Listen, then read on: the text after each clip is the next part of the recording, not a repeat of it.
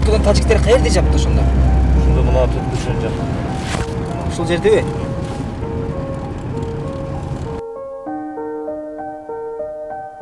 Тажикстан менен болгон чек ара чыгында дайыма Кыргызстан үчүн талуулуу маселелерден болуп келген аймак дал ушул өрөөндүн ичи.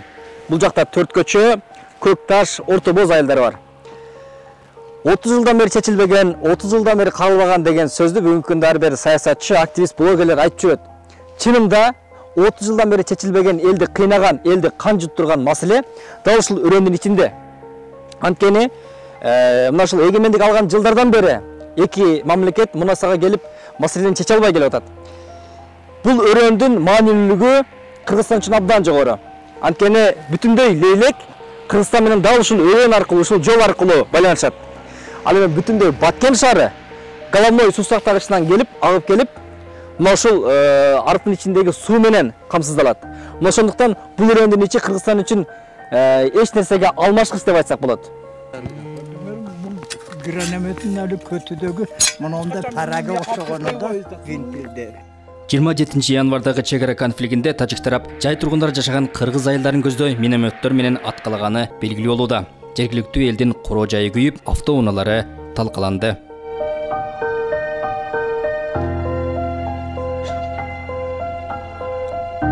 Аралыктан өткөндө, шу өрттүн арасынан өткөндө бар башай калып немесин жоготком ошо өрттүн табап түшүп калган да. Булар эми кандай? Бу жерде бактын ичинде булар үйлөргө туралап атса керек. Энди аны билбейбиз, точно биз билбейбиз. Биз качып жүргөн ошол жактан келген октор да бардыгы ошо келип неме болгондо. Туш келди кызыбыз жашаган жерге ата берип. Ошондой болгондо бул өрттөр шагын разгон жоготкондо бул ойка түшүп калган да.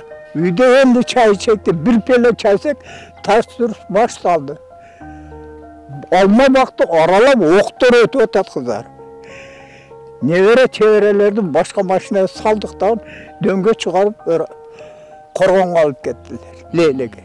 Биз азыр Тажикстан менен чектеш Орто Боз айылында турабыз. Тажикстандын баскынчылык аракети ушул жергиликтүү элди ар кандай кырдаалга даяр турууга үйрөттү, ыкчамдыкка үйрөттү. Кече күнкү 27 январда чыккан чырдадагы жергиликтүү эл айыл бала чакасын дароо эвакуациялап, өздөрү ушул коргончу жерлерге кирип, айылды коргоп турушкан. Чек арага жакын айылдар тажиктердин мындай баскынчылык, мыкаачылык кадамын биринчи жолу көрүп жаткан жок. Мындан улам элдер менен сүйлөшүүдө күйүт, кайгы, атка минерлерге тарыныч байкалып турат. Эки элдин мамилеси да муздаган. Могу жерге сууга келгенде тажиктер буякта иштеп атса, сиздер көрүшүп, сүйлөшөт экенсиздер. Кадимде эле жүрөт экен. Карапайым эл кадимгиде жүрөт. Учурашып мындай мамиле барбы? Андай мамиле уже где-то 10 жыл болду үзүлдү. Мындай бири-бириңиздер көрүп калсаңыздар сүйлөшпөйсүздөрбү ошондо? Вообще сүйлөйт. Мисалы мен тажик тилин 100% билем. Бирок сүйлөбөйм. Тыш деп болбойт болум. Ана ушул тыш болуп эле бирден эле чыга каратып, чака качкач анан бала чака өзүмө качам. 8-10 жаммын. Качам. Азыр келдим. Маркалымды көрөйүн деп келдим. Жашоом надер болду, мындай жашаш керек. Кыргыз-тажик чек арасындагы конфликттен кийин эки тарап 29 январда экинчи рет жолугушуу өткөрдү. Эки өлкөнүн коопсуздук кызматынын башчыларынын жолугушуусунда кырдаалды курчутпай жөнгө салуу маселесин талкуулашты. Тажикстандын улуттук коопсуздук кызматынын башчысы Саймумин Ятимов мурдагы эки тараптуу макулдашууларды аткарууну белгилеп, 2021 жылдын 1-майындагы кол коюлган номер 39 протоколду эске салууда. Анда Тажикстанды Ворх анклавы менен кыргыз айылдарын аралатпай жол куруу маселеси бар. Азырынча УКМК башчысы жолдун мамлекеттик статусу аныктала электигин билдирип, жакынкы күндөрү Кыргыз-Тажик өкмөттөр аралык комиссиясынын ишинде караларын айтты.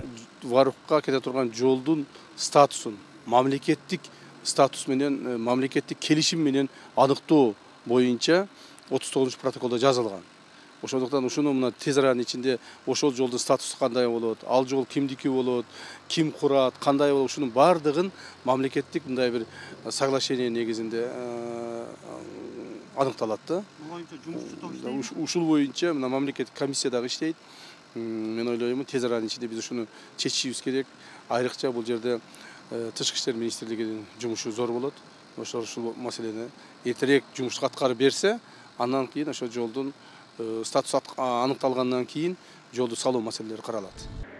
Эске салсак, 27 январ күнү тажик жарандары 4 көчө участогунан Баткен менен Исфана Лейлекти байланыштырган жолду жапкан. Анын артынан тажик тарап ок чыгарып, натыйжада чек арада абал чыңалган. Бул жаңжалдын кесепетинен 13 кыргыз аскери ден соолугунан жабыркады. Тажик тараптан 2 жаран каза болуп, 10 аргандай жараат алганы кабарланган. Кутман Маматазим, Кубаныч Азимов, 5 канал, Баткен.